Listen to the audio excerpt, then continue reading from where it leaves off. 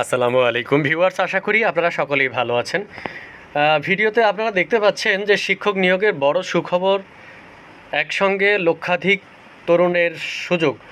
অর্থাৎ আজকে এটা হচ্ছে প্রকাশিত হয়েছে শনিবার 14 জুন, যেখানে আমরা এটা দেখি যে স্বদেশ প্রতিদিন পত্রিকায় এই প্রতিবেদনটি আসছে। তো ভিডিওটি দেখলে আমরা বুঝতে পারবো যে সেইটা কি বড় সুখবর, যে বেসরকারি শিক্ষা প্রতিষ্ঠানে 1 লাখের বেশি শিক্ষক নিয়োগের সুযোগ সৃষ্টি হচ্ছে।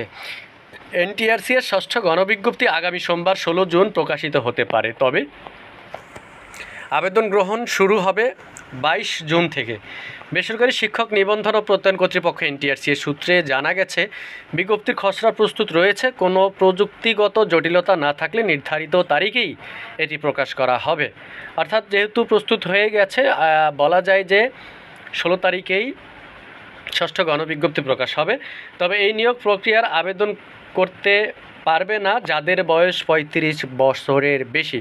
অর্থাৎ 35 বছরের বেশি যাদের বয়স, তারা এই ষষ্ঠ গণবিজ্ঞপ্তিতে আবেদন করতে পারবেন না। অথবা যাদের নিবন্ধন সনদের মেয়াদ 3 বছরেরও বেশি, তারাও আবেদন করতে পারবেন না।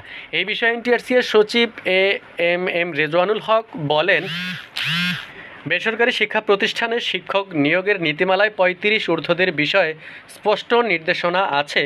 এমপিও নীতিমালার বাইরে যাওয়ার সুযোগ নেই। এর আগে 18তম শিক্ষক নিবন্ধনের চূড়ান্ত ফলাফল প্রকাশ করে এনটিআরসি। গত 4 জুন বিকেল 5টা 10 পর ফলাফল প্রকাশ করা হয়। যেখানে 70% প্রার্থী পাশ করেছেন।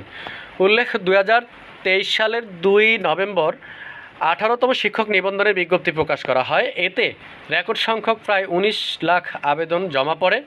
প্রিলিমিনারি পরীক্ষা হয় 15 তারিখে, লিখিত ফল প্রকাশ হয় 14 অক্টোবরে এবং লিখিত পরীক্ষায় পাস হয় যেখানে 83,865 জন।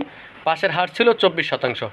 এখন লক্ষাধিক পদে নিয়োগের এই গণবিজ্ঞপ্তি শিক্ষকতা পেশায় আগ্রহী তরুণদের জন্য বড় সুযোগ হিসেবে দেখা হচ্ছে। তো ভিউয়ার্স, আপনারা জানতে পারলেন যে আসলে আসন্ন যে ষষ্ঠ গণবিজ্ঞপ্তির অপেক্ষায় যারা আছেন, তাদের জন্য বলা যায় এটি সুখবর যে যদি কোনো ধরনের কোনো সমস্যা না থাকে টেকনিক্যালি, তাহলে নির্ধারিত সময়ে এই যে কথা বলেছেন, এর আগেও আমরা দেখেছি যে এনটিআরসি বলেছেন যদি কোনো ধরনের কোনো সমস্যা না হয় তাহলে 16 তারিখে ষষ্ঠ গণবিজ্ঞপ্তি প্রকাশ করা হবে। সেই খবরটাই আজকের প্রতিবেদনে আপনারা দেখতে পেলেন। তো ভিউয়ার্স, এতক্ষণ ভিডিওটি দেখার জন্য আপনাদেরকে অসংখ্য ধন্যবাদ। আল্লাহ হাফেজ।